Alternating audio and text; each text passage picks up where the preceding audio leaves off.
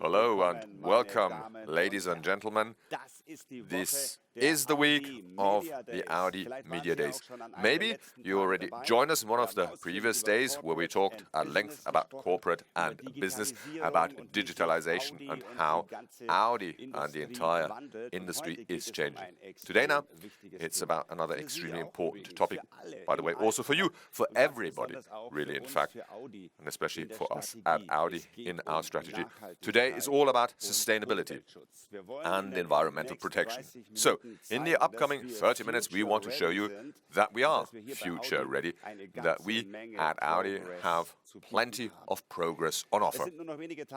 It's just a few days until the International Automotive Trade Show in Munich will kick off, and maybe you will join us here. And if you do so, be our guest. If not, these media days are ideal to put you up on the state what's happening at Audi. And I'm calling here from a tiny nifty little studio in Ingolstadt in Germany, right bang on in the center of the plant in Ingolstadt, here between where the cars are being built and the livery, where you can pick up a car and where many countless proud Audi customers pick up their new cars. So this is the best place to talk about sustainability.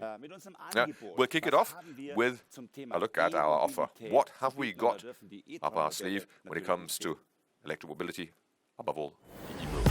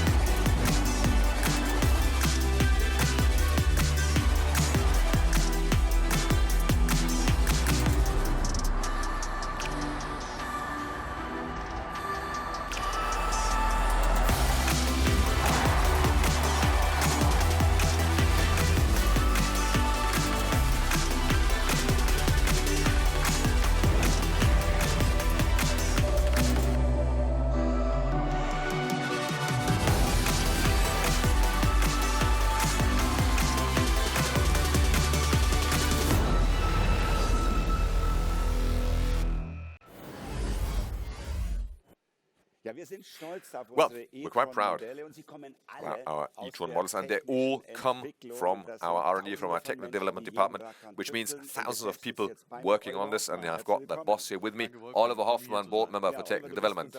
Now, you are, as I said, the board member for technical development, and you have a huge program to cover, because now, let's listen to the first figures. As of 2026, we at Audi want to produce purely electric models and bring them to market.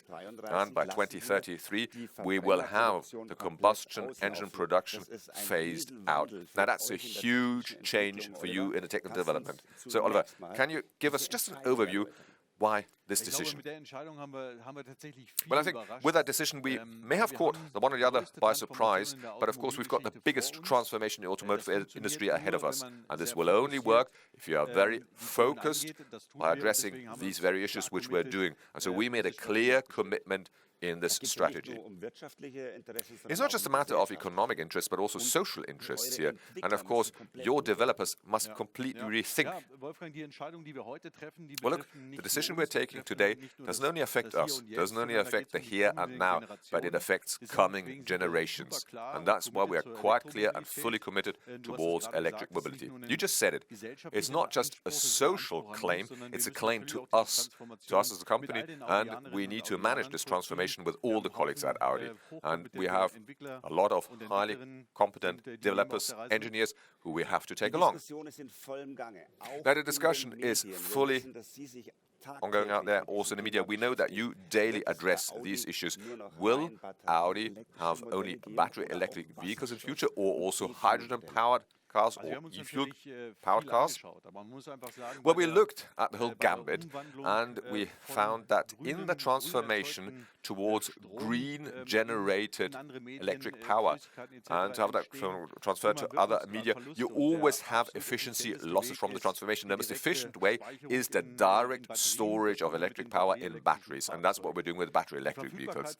The availability of green power is, of course, something that's still limited. That's something we have to work on. And, well, green hydrogen is not something that's available in sufficient quantity yet. And, of course, it will also be used for the decarbonization of industry, and so the battery electric mobility is the right way ahead. Which means, with our electric vehicles that we have right now, the e-trons, that's what we're offering as we speak. But, of course, most emissions come during the usage phase of a car. So how do we manage that also our current e-tron models can become even greener? Well, you just mentioned it. The usage phase is crucial. Greenovation is always a bit of a, well, cumbersome term. I'd like to explain it. It's about expanding renewable energy sources on an industrial scale. So we really think big here. And to this end, we have engaged and are in cooperation with utility providers, with energy utility suppliers, for example, in Europe, that by 2025 we will have a host of new solar and wind plants in Germany that will produce green power in terawatt quantities, which is about 250 new wind turbines, these 5 terawatt hours of additional green power. And of course, further projects would follow. But why? Because the consumption of our entire e-tron fleet shall be covered by renewable energy. Wow. It's not just a matter of cooperation, though, isn't it? We want to say quite clearly that we've also developed our own solution, also on a group level. Can you tell us a few more about these? Well, of course, customers want a simple and an area-wide availability of relatively generated power for their Audi. And that is, to our mind, a crucial factor in the acceptance of electric mobility. And already, as we speak, Audi customers, for example, can charge at home by using our Volkswagen daughter Elli for green power electricity. For charging on the way and about, we have got the partner Ionity and many other operating companies with charging booths offering green electric power. And especially the fast charging booths are important for short charging times that will allow you to, well, they will facilitate these. And of course, with the Audi Charging Hub, we now have developed a solution that shall cover above all peak demand, which means, well, yeah, whenever there's peak times customers want to charge their cars, this is a pilot project that I'm quite proud of. We're actually rolling out in Nuremberg, but I believe there's experts here, our project team, they should report themselves about what they're doing. You're quite right. The Audi Charging Hub is something that's worth our while to maybe look closer into or, well, write a story about it. But here, the following clip, you'll hear more about it.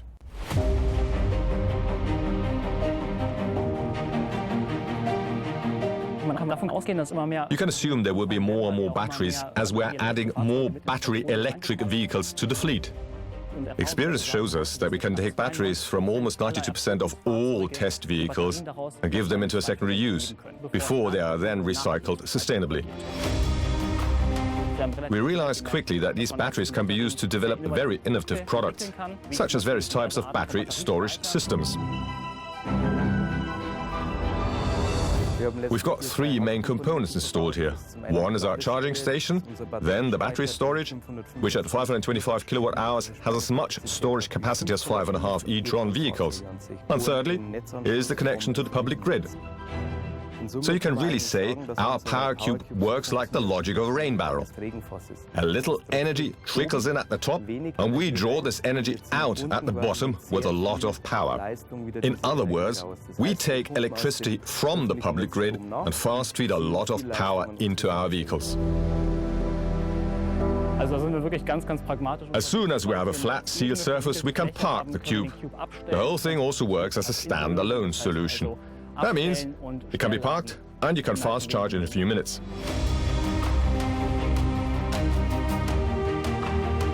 Depending on the use case, I can have add-on functions supplementing the cube. This can be an additional battery storage, but also a lounge, as we will present it at the Audi Charging Hub in Nuremberg.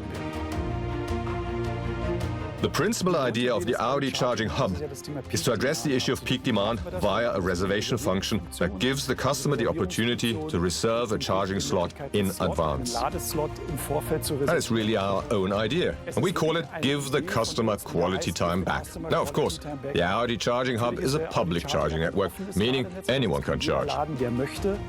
While the customer is charging, we also want to offer him a premium experience, which we do with the lounge area on the upper floor. For us, a modular construction was pretty obvious. And here in Vilshofen, we're here with our colleagues from Metron, and we found the right partner for the project and its realization.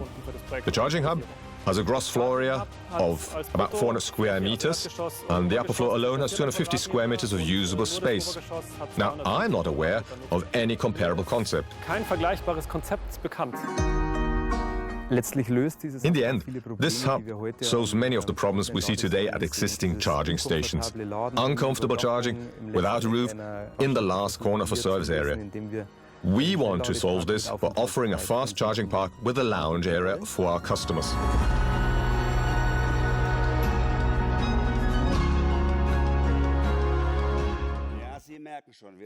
So you can see that we are firmly resolved when it comes to electric mobility. But of course, we don't want to talk with ourselves only, but also we want to engage with you, dear viewers. These media days serve the purpose of exchanging opinion, questions, views with you. And use that microsite, please, because there you already can send in your questions over the chat function. And later on, in the Q&A session, we will then hook you up with the experts and answer your questions. Now, Oliver, as we just heard, second life use of batteries was already mentioned, and that's an important topic, isn't it? I mean, I'm asked almost daily, so what are you going to do with the batteries once they have run their course? What's the significance for you in the development? Well, I think this is a cool and smart solution that we're offering here.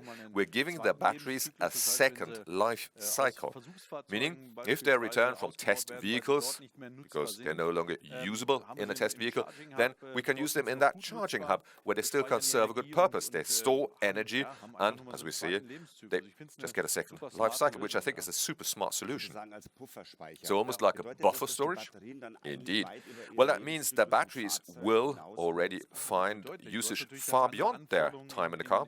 Indeed, indeed. Of course, the requirements in the car are quite different. While in the charging hub, they have a different operating strategy, how these batteries can be deployed, and that means they can be used simply much, much longer. So, okay, we'll just hold on to this for a minute. We use the batteries also after the time in the car as energy storage, but at one time there must be a final end. No, what do you do then? How do you recycle them? Well, as you said, there's an end, of course. I mean, the smart solution of that second life to extend the life cycle must come to some final end, that's right. But then we've got means of recycling the batteries, which we can also do with a high efficiency ratio. And recycling is done together with a pilot project in Salzgitter, that is Volkswagen Group site, where the batteries are then fed into the recycling and we can regain the raw commodities in the batteries contained. Well, thanks, Oliver. Good information here that we received from you, and of course we will see you later in the Q&A session again when the media have the chance to also experience you live once more. But now we showed you how our cars can be used even greener. But of course, mobility is not just a matter of being out and about with your car, because do you actually know what your personal CO2 footprint is all about and how it's generated? Now, to this end, we'll just present you with an app with which you can actually check and monitor your CO2 footprint.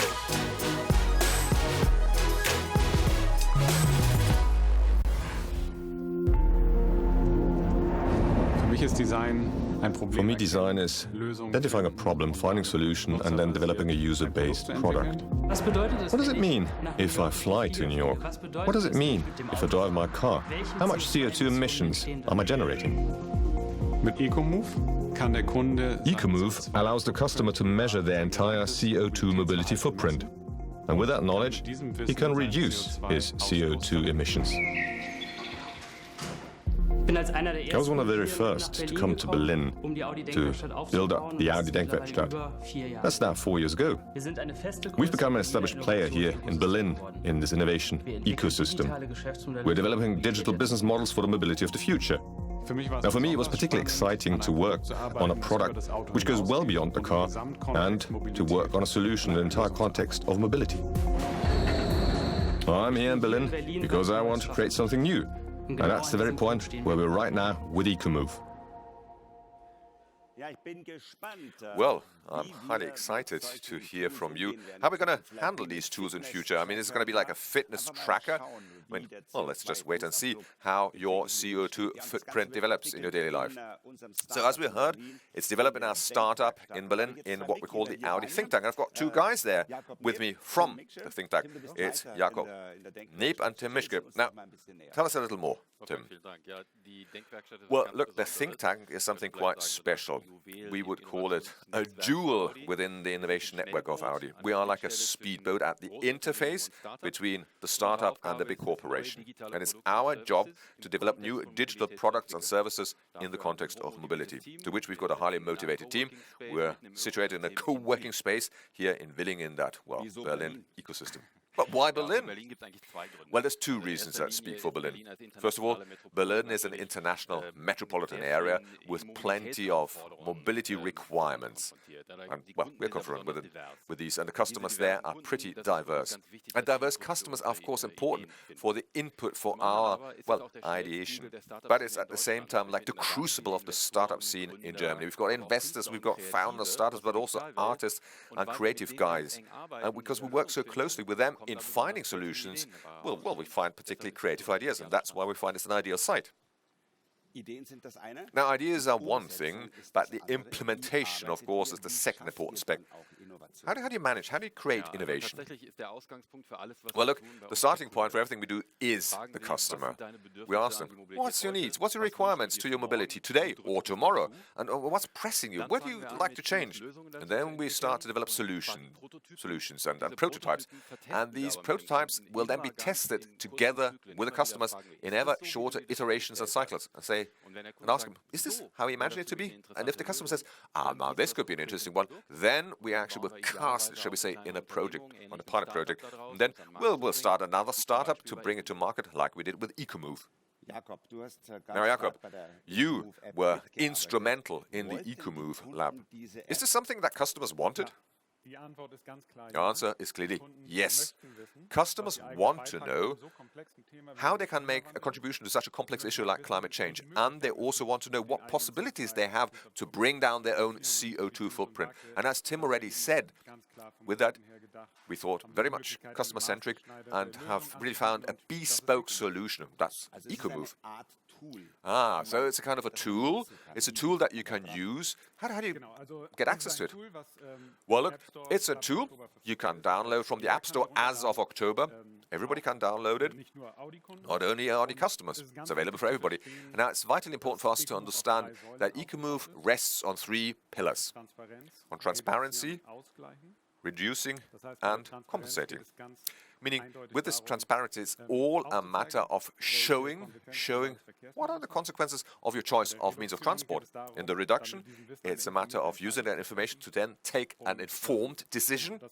And, well, by the way, all this happens fully automated. No need to enter any data. Now, I can imagine that our viewers may be saying right now, okay, all nice and fine, but how do I know and decide? How do you get the people to actually change at the end of the day in their behavior? Good one. Yes, I mean, the people want to have a transparency. This three-pillar transparency, as I said, understanding, reducing and balancing, compensating, and we have a very playful approach. We award sustainable mobility with virtual badges and awards. I mean, we sort of stir the hunter and gatherer instinct in all of us, and it's a sustainable approach. Okay, I've understood. It's quite playful, and it's so deadly serious. You can try it out, you can play around with it, and just check What are you doing? How is your own footprint? No matter which means of transport you're using. And of course, that can be fun, can be, well, entertaining if you use it, especially in the Audi. So the EcoMove app was developed by you, Tim. Have you got new projects also in the pipeline? Well, as you know, we are constantly looking for new digital solutions. And in July, we send out 2 new teams with a new brief. And by the end of September, they will present in Berlin in front of an expert jury, which has Audi and external experts sitting on the panel. And then we will decide together which of these ideas are so strong that we will try to bring them into serial production. I myself, I'm very much looking forward to this, because that's a very exciting moment to see how creative have things developed. But with EcoMove, you're also moving on, Jakob? Indeed. We are now really in the final tests to get the app ready in October via the regular App Store, where you can download it. Wow. We look forward to this, to great ideas and impulses. And if you have questions, dear viewers, on the EcoMove app, to our startup, the think tank in Berlin, send them in. Let us know. We want to hear from you, because the Media Days are all about you retaining information and exchanging with us. This is like, well, a kind of a research for you. And therefore, use the microsite where you can. Use the chat function to send in your questions that we will then answer in the Q&A session later on. Now, we heard this is all about sustainability and environmental protection. And here, it's not just a matter of looking at the cars and driving as such. No, it's also looking at how we produce our goods and products. That, of course, also entails the supply chain. So we must be able to rely that material we work with is green. And this is what we will look at next in the following clip to see what is a chain.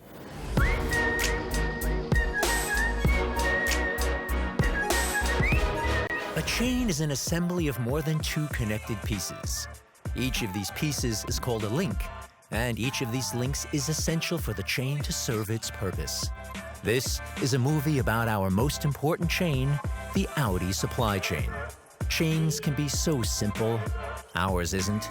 An Audi is a digital platform that consists of millions of different parts, made out of hundreds of kilograms of different raw materials spread across the periodic table and the world. And every one of those raw materials has different supply chains itself, with up to 9 stages before they come into direct contact with us. To get this more tangible, we at Audi contract more than 14,000 suppliers around the globe. That variety brings an enormous level of potential to develop the best products and services possible. And it comes with huge responsibilities to manage and enable this entire chain. In an era of climate change and globalization, we're making it a top priority to save resources and reduce our supply chain emissions. For example, in the downstream production process alone, we've saved more than 335,000 metric tons of CO2 on balance in 2020. How? We launched our Audi CO2 program in the supply chain. With this program, we strive to improve the carbon balance in the supply chain even before our vehicles complete their first kilometer on the road. Because we know that the use of green energy is a key factor in mitigating climate change risks, our program includes the use of green electricity in battery cell production. And we are starting to rethink linear supply chains by closing material loops. Where appropriate, we promote the use of secondary materials. An example is the aluminum closed loop, established in 2017. High-grade aluminum scrap is fed back into our material supply chain. This process alone saved more than 165,000 metric tons of CO2 emissions in 2020, with a rising trend. We are making our contribution to closing in on our overall goal to become completely CO2 neutral on balance.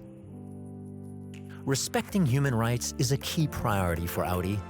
We are involved in various initiatives to drive new standards and to create tools that place the spotlight on the well-being of the people working in our supply chain. Human rights and social standards are set throughout our supply chain, even down to the extraction of raw materials that need to be obtained under humane and sustainable conditions. Progress through technology is our DNA. This is why we use new technologies to further increase transparency and traceability in our supply chains. New technologies like AI will help us to react faster and even more responsibly towards sudden incidents or changes. Through innovative approaches like the Audi Act for Impact program, we foster a positive impact by working hand in hand with our suppliers. After all, a chain is no stronger than its weakest link. That's why we care for each of the 14,000 links in our supply chain. Because linked properly, this chain can drive change.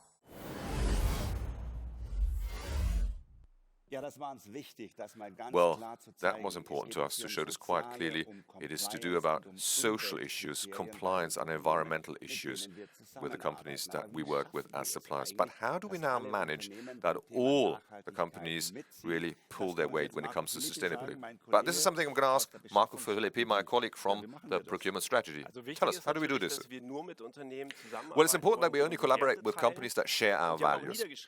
And we fix them in writing, in what we call a code of conduct, so a code of collaboration. And this is something that we review. Since 2019, we've got what we call an S rating, a sustainability rating. And with that S rating, we just check that they stick to it.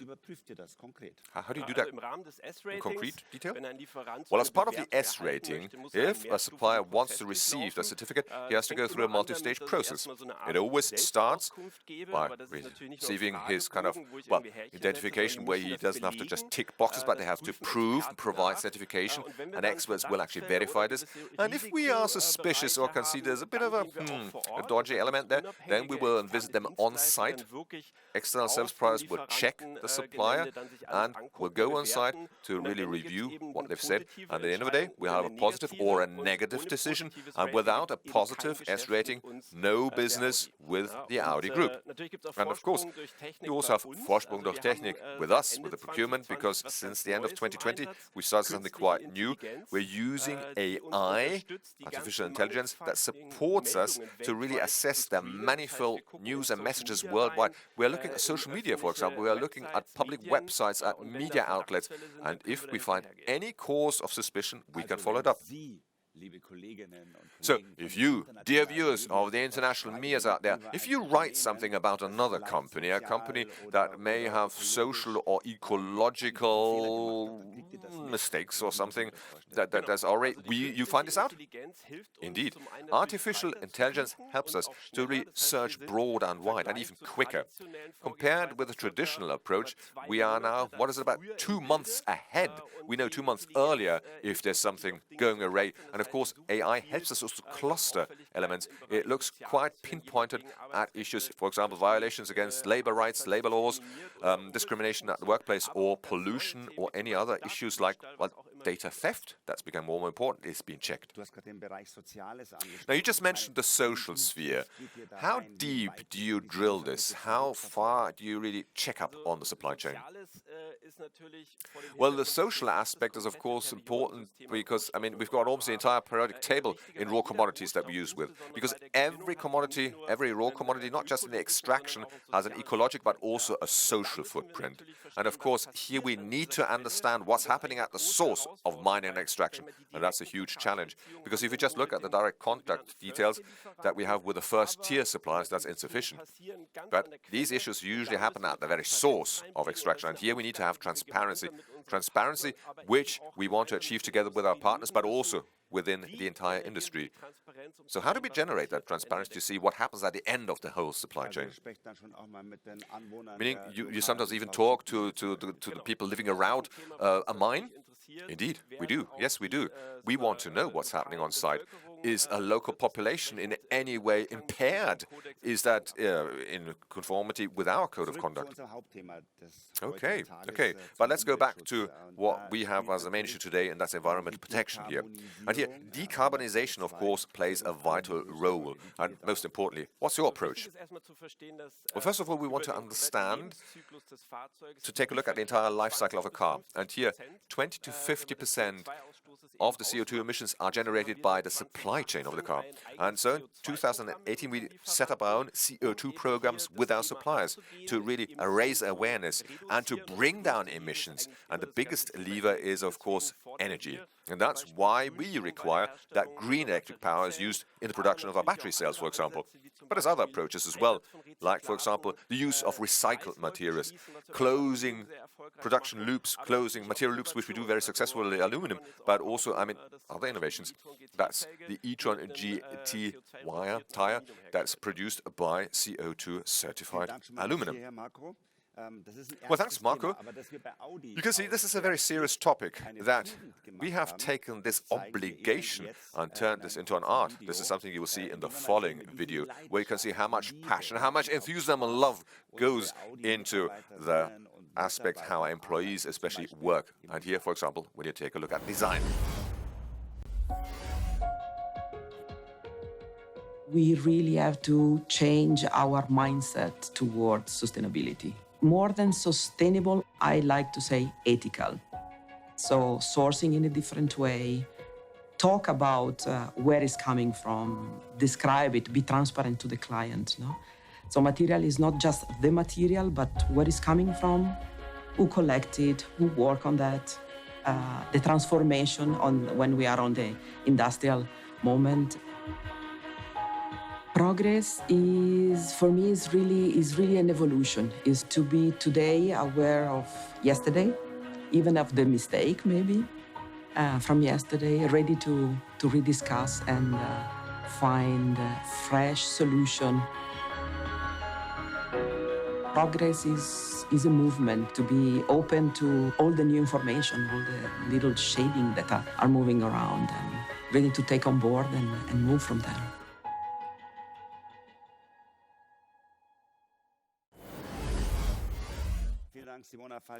Well, thank you, Simona Falcinella. So you can see Vorsprung is lived in all areas and also in procurement. I mean, this is a tough topic, isn't it? But is it also fun for you if you realize you're making headway? Definitely, definitely. I mean, our heart goes into this, and I can't imagine anything better than having to address sustainability day by day. I love it, and also have this as my, well, job mission, and also to make the world a little better with the supply chain. And also to thrill your suppliers with this topic. If you notice they're pulling their weight, then of course, I mean, the supply chain has become and can become green. Definitely, certainly. And of course, the next 10 years, sustainability will be a feature that will set us apart for our customers and from our competition, and we want to provide this to the customers who want that. But of course, to this end, we need the suppliers. But it's getting easier and easier as we speak, day by day, because you see more and more suppliers chipping in. And I mean, we have to train them or even, well, drill deeper with them. But it's fun, I can tell you. It's very enjoyable. Well, thanks, Marco Filippi. Any questions you may have on the supply chain or on the greenification in the procurement, send them in. But now we'll look at the next issue, and we'll look at environment protection here in production in the plant, next door to us.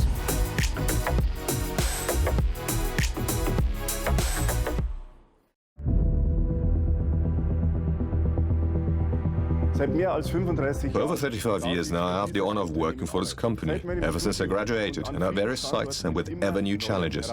Climate change is just one of these challenges for the production, but we are approaching it consistently, saving resources, producing sustainably, and decarbonizing comprehensively. This is how we make our sites ready for the future. And this is how we bring the entire brand ahead. Because we at Audi are convinced, getting ahead is not just a technological or economic progress. Getting ahead also is ecological and social progress. Our guiding motive is called Mission Zero. Under this heading, we have defined ambitious targets for my entire business division. But the most important one is that by 2025, we want to have our production sites carbon neutral on balance. But environmental protection is more than that. For example, resource efficiency, water utilization, or biodiversity. These fields of action of our Mission Zero will be outlined to you in due detail by Achim Dielmann and Rüdiger Recknagel now. By the way, sustainable action has been important to me for many, many years. Already in 2012, when I was plant manager here in Ingolstadt, I bought green electric power. As one of the first one in industry, but also out of conviction.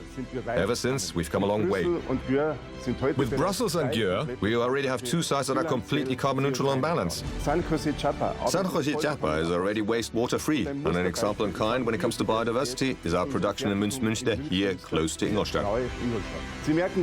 So, you will notice I can really get enthusiastic about this.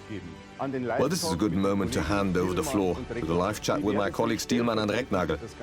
They will impress you quite sustainably, deputizing for the entire team. I'm convinced of that.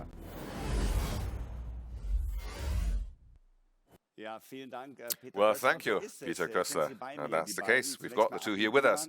Achim Dielmann, he's the one who is responsible for Mission Zero here at the sites, Audi, and Rüdiger Recknagel, our Chief Environmental Officer, and also the Managing Director of the Audi Environmental Foundation. And now I can imagine that many of our international viewers here will have heard for the first time that we actually have an environmental foundation at Audi. So Rüdiger, tell us a little more about it. Well, you're quite right, Wolfgang. It's 12 years ago now that we made a very stiff and strict commitment for the environment by setting that environmental foundation into life. It's a no-profit organization, so available for everybody. Everybody can see what we do. It's fully transparent. Anybody can chip in. And we've defined 3 fields of action. First of all, green innovation, which means we use technology Audi can do for the environment. Secondly, responsibility. And thirdly, excitement. We want to excite people for environmental issues. And that's why we've got a huge network with the world of science, with the world of research, with the world of politics, and the young people who've got ideas for new technologies that can bring environmental protection forward. They shall be fostered by us and by our fostering of these projects by forwarding the Audi DNA Vorsprung durch Technik. And how does it work? I mean, you say this X, Y, and Z you do and you're independent? Yes, we are fully independent of Audi. As I said, we are a no-profit organization. Everything we do is available for everybody. Everybody can come on board. And our projects are also open to everybody. And of course, everybody can file in and join in. Okay, so your work is also for the outside, but you want to make sure that, of course, environmental protection is also important for Audi, for the 90,000 colleagues worldwide. How do you ensure that? Well, of course, it's important that we live environmental protection inside the company. And 2.5 years ago, we set up our Mission Zero environmental program. And that bundles all the activities in production and logistics at all our various sites through this program. And the program goes well beyond each individual unit, so everybody is on board. And I think we're glad that we've also addressed all hierarchical levels from the board of management right down to the assembly worker. So just as a brief summary, we're speaking here about what is it, decarbonization, but at the end also resource saving, water saving, biodiversity that Rüdiger and the Environmental Foundation are looking at. But of course, as we heard earlier in that clip, that we already have implemented quite a bit here in this work.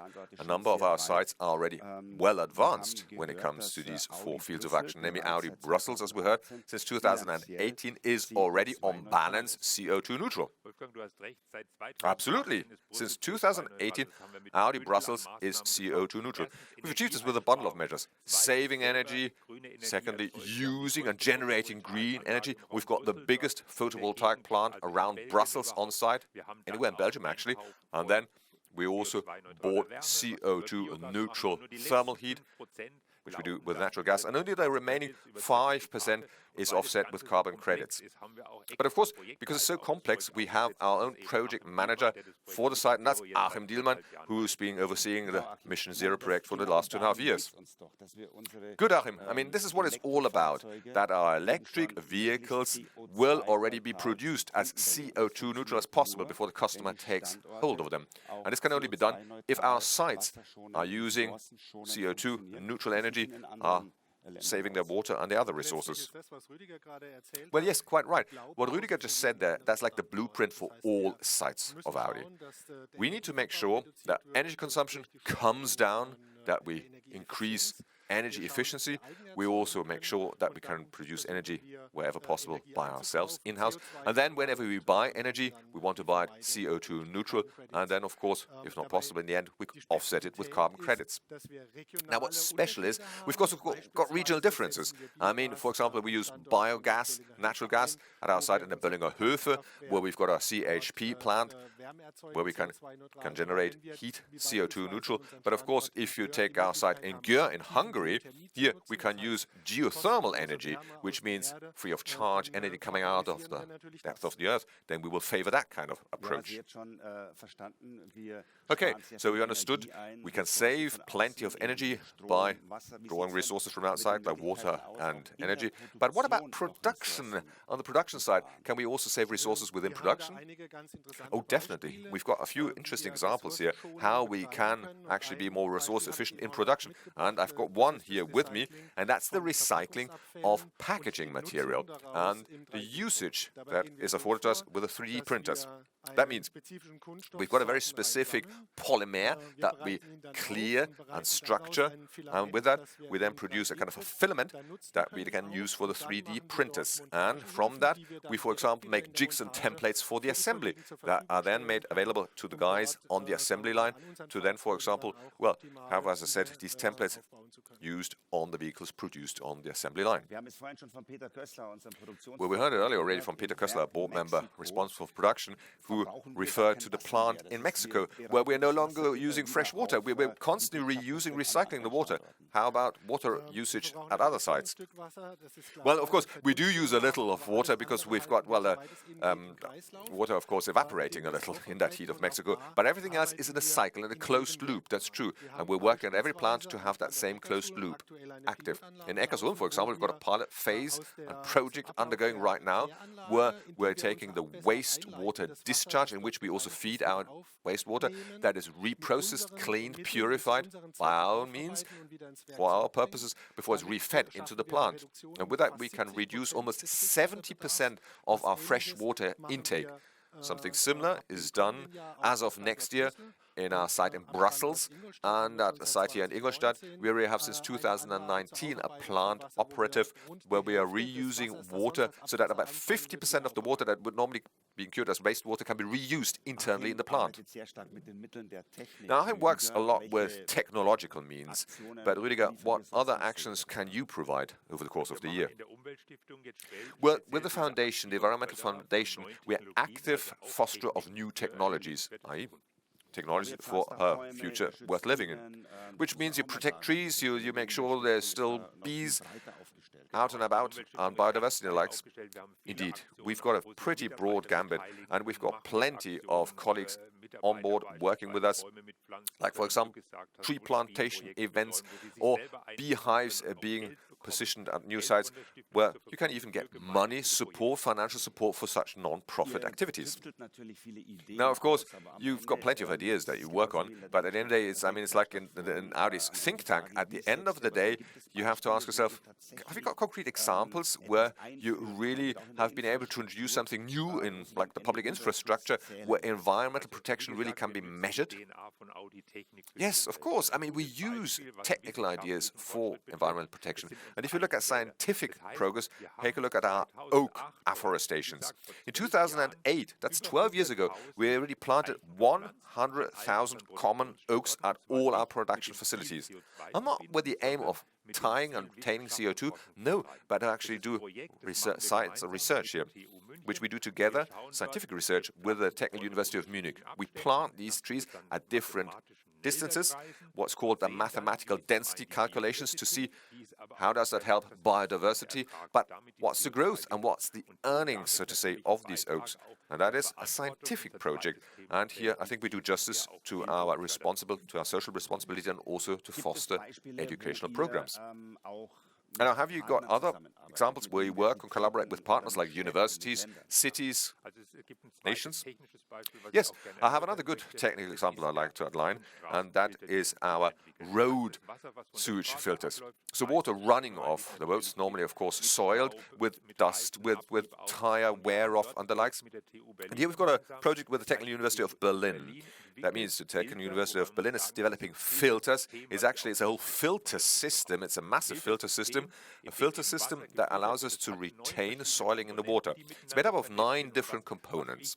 And what's important, we also link this with the weather forecast data, which means road cleaning and weather forecast is all metered and factored in. So before they come and clean the road, we make sure that the water is cleaned before it reaches the filters. Earlier we spoke with Oliver Hoffmann about second life for batteries. Now, this is something I'm sure you will also be interested in. What do we do with batteries that have run their course in the car, or their full life cycle? So what is the Audi Environmental Foundation thinking about reuse of batteries? Good question, Wolfgang. We're also developing ideas here, and we've got a startup in India called Nunam who use these batteries for second life. They take old batteries, here first from laptops, for example, actually assemble them in what they call these solar boxes, so little boxes that, as you can see, it can be powered by sunlight. And here, for example, you've got, well, road lighting for street merchants. Or as Oliver Hoffmann said, we do so also for Audi. We've got 2 e-tron batteries as test batteries from test vehicles to just check, again in India, to have an entire, what we call a nano grid. So a whole street of street merchants can be illuminated. And here we can see, well, over 60% of remaining energy can be still stored in these batteries. It's a vitally important project because it shows us how we, with the foundation, can really drive technology forward that we call green innovation. Well, thanks Rüdiger and thanks Achim. We'll see you in a second in the Q&A session where we look forward to hear from you and your questions. It's just a few days left until the International Automotive Trade Show will open here in Munich. Well, of course, you're cordially invited to visit that, but if you don't have the means, right now is the possibility to talk and engage with us. We're here for you. Send us your questions via the chat function in the microsite, and then we can get started in a few seconds.